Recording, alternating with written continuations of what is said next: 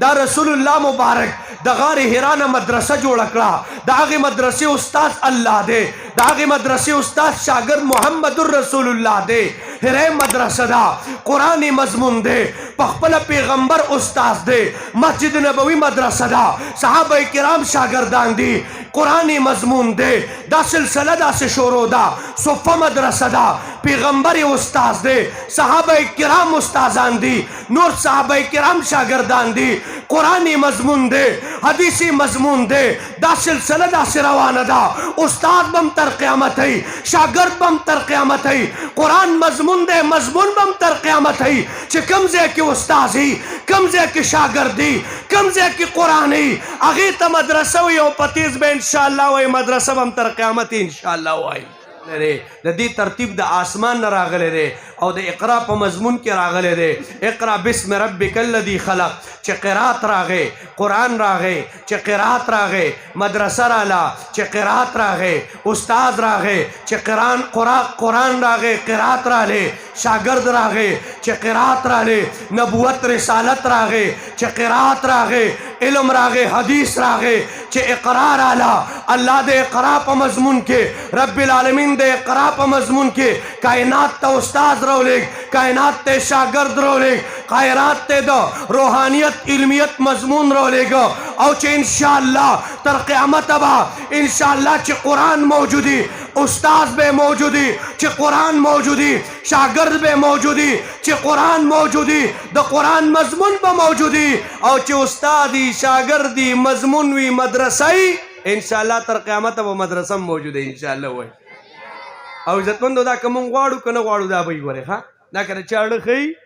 د ټولو نه منظمه مدرسه پخوا خو غیر منظمې مدرسې وي شاه اشرف علي تانوي رحم الله خطباتو کې لیکلي سلم الاصول لیکلي دي چې منظمه مدرسه په اسلام کې د ټولو نه لومبۍ مدرسه دا په بغداد کې جوړه شوې ده نظام الملک جوړه کړې او موږ ورته اوس هم درس نظامي د هغه ځای نه شروع دی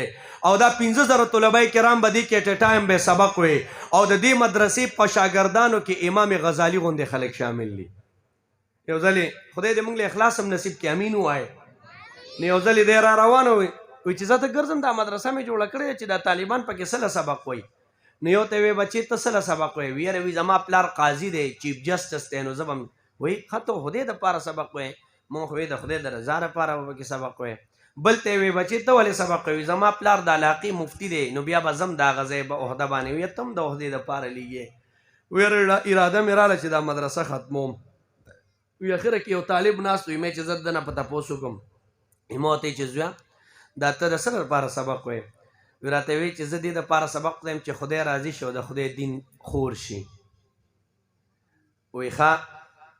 وی دا حق یو طالب علم د وجې نه هغه مدرسه برقرار وساتله ځکه هغه وخت کې په دې باندې ډېر اعتراضونه وو مراونهر علما چې څومره دي مراونهر علما ضربو وجوههم مسلمسو دوی په خپلو مخونو را باندې کړې چې مدرسه دا خو بس د پارم چرګان به اوس پیدا کړي پخوا خو مولا شل کاله به وګرځېد یو کتاب به یو کال کې وي یو کتاب به یو کال کې وي دومره به قاضي وي چې سم داسې داسې به یې که چې خلاصه به یې ترې ویسته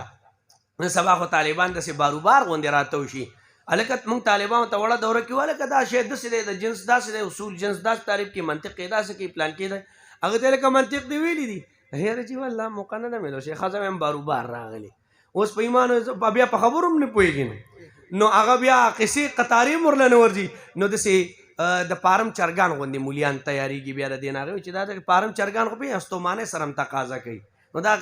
کمزوري علمونه هم کمزوري هسې دغه جوړي سم سنګین او سنداني او داسې مضبوط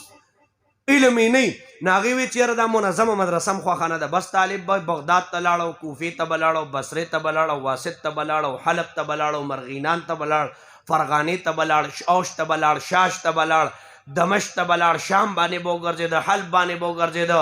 او دا علاقې وطنونه به د علم او د عرفان مینارونو مهدونه به وکتل بیا به راغی ډېره موده پس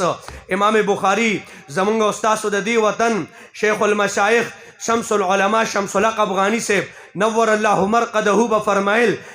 امام بخاري په هغه وخت کې چې څومره متمدنه دنیا وه د علم د تحصیل دپاره یې کتلې وه امام غزالي ګرځېدلی و امام ابو حنیفه رحم الله په سونو زرګونو استادان لرل داسې عالمان به ګرځېدل زمونږ د دې وطن عالمان به هغه پانیپت ته تل دهلی ته به تل دیوبند لا جوړ نو زمونږ په کتوزو کې یو جومات دی د ډیلي جومات ورته وایي زما هغه ځای کې مماخیل دي زه چې طالب هم لاړم مې دې ته د ډیلي جومات ولې وایي بیا مې پکې وروستو شاګردان استادان پیدا شو بیا مې تاریخ معلوم که هغې راته وی چې لا دیوبند نو جوړ زمونږ د دې دعاوې او د دې خیبر پښتونخوا او د دې اشنغر او دعاوې نه به خلک دهلي ته تل په دهلي کې به عزتمندو سبقونه وي محدث دهلوي شیخ عبدالحق صاحب د لمعات شارح مشکات داسې لوی لوی خلک شیخ عبدالحی دا هغه د دهلي خلک عزتمندو خلکو چې دا به علومو له خلک ورتلل هلته به علوم حاصلول لا دیوبند نو جوړ دهلي د علم مرکزو